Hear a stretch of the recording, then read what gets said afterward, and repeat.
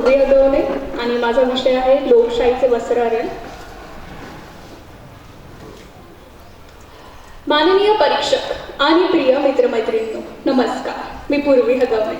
आज मी ज्या विषयावर बोलणार आहे तो फक्त एका स्पर्धेचा विषय नाही, तो आपल्या काळाचा आरसा आहे. लोकशाहीचे वस्त्रहरण, कोसळते स्तंभ, न्याय, माध्यम, जनता की लोकशाही. लोकशाही ही फक्त मतदानाशी जोडलेली व्यवस्था नाही, ती आपल्या स्वातंत्र्याची शपथ, आपल्या संविधानाची शान आणि आपल्या नागरी तत्वाची ओळख आहे. म्हणूनच आजचा मुख्य प्रश्न असा आहे की या लोकशाहीचे कपडे नेमके कोण फाडत आहे?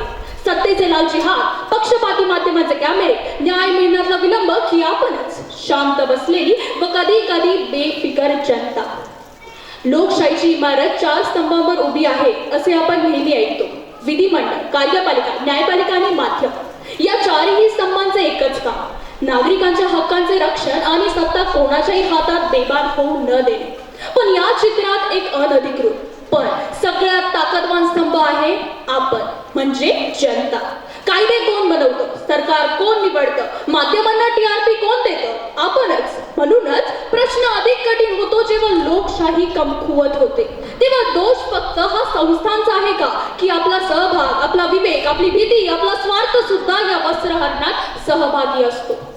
आदर्श जगात न्यायालय म्हणजे दुर्बळांचा शेवटचा आधार. तिथे न्याय अंध असतो, पक्षपाती नसतो आणि फक्त कायद्यांच्या आधारावर निर्णय देतो.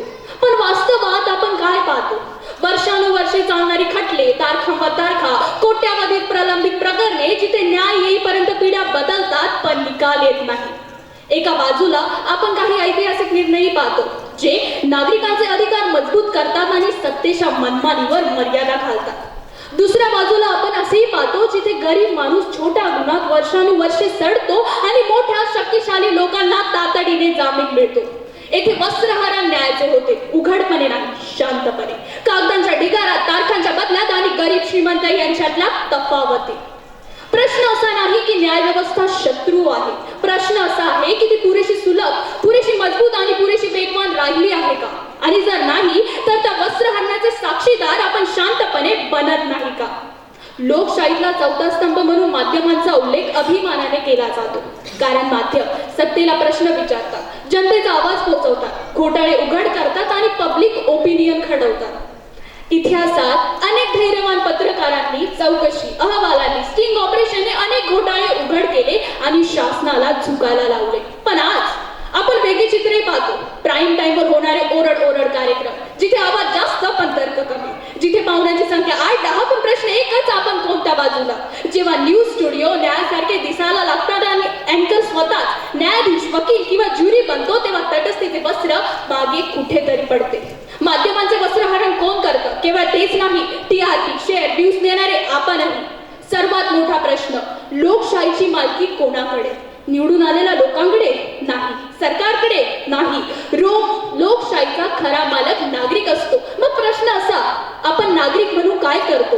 मतदानाचा दिवस सुट्टीचा दिवस म्हणून पाहतो की जबाबदारीचा? जाती, धर्म, वंचनावर मत देतो की धोरणे, कामगिरी, स्वच्छता यावर? आपण भ्रष्टाचाराला विरोध करतो, पण छोट्या कामासाठी थोडं काही देऊया, काम लवकर होईल म्हणत स्वतः सिस्टीम मध्ये छिद्र पाडतो. तेव्हा भ्रष्टाचार हा फक्त ते लोक करतात की आपणही करतो? आता मुख्य प्रश्न, कोसळते स्तंभ, न्याय, माध्यम, जनता की लोकशाही? इमारत कोसळण्यापूर्वी इमारत इशारे देते, भेगा पडतात, आवाज येतो, कडेला तडे दिसतात. आज लोकशाहीच्या भिंतीवरही असे तडे दिसत आहे. अविश्वास, द्वेष, ध्रुवीकरण आणि सत्तापेक्षा भावनांना दिलेला जास्त मान. पण एक गोष्ट लक्षात ठेवायला हवी, लोकशाही एकदा मिळाली की कायमची मिळते असा गैरसमज मोठा आहे. स्वातंत्र्य, मतदानाचा हक्क, अभिव्यक्ती स्वातंत्र्य हे रोज जपावे लागते, रोज बचाव करावा लागतो, रोज मजबूत करावे लागते.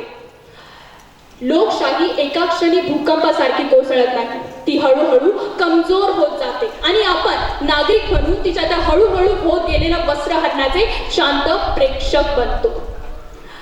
आज मी या मंचावर आली तेव्हा माझ्या डोक्यात खूप प्रश्न होते, पण आता या भाषणाच्या शेवटी मला एकच उत्तर स्पष्ट दिसत आहे.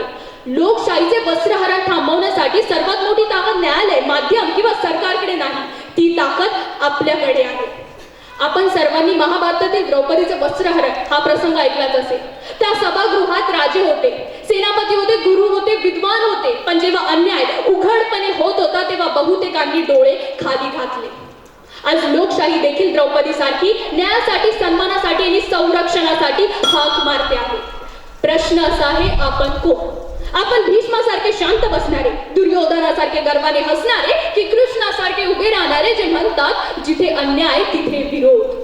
लोकशाही पडते तेव्हा सर्वप्रथम इमारती पडत नाही, पडते आशा. आणि लोकशाही उभी राहते तेव्हा सर्वप्रथम उभा राहतो एक आवाज. कदाचित तो आवाज तुमचा असेल किंवा माझा असेल किंवा एखादा साधा नागरिकाचा, जो म्हणतो ही लोकशाही माझी आहे आणि तिच्या सन्मानाचे रक्षण करणे माझे कर्तव्य आहे. धन्यवाद.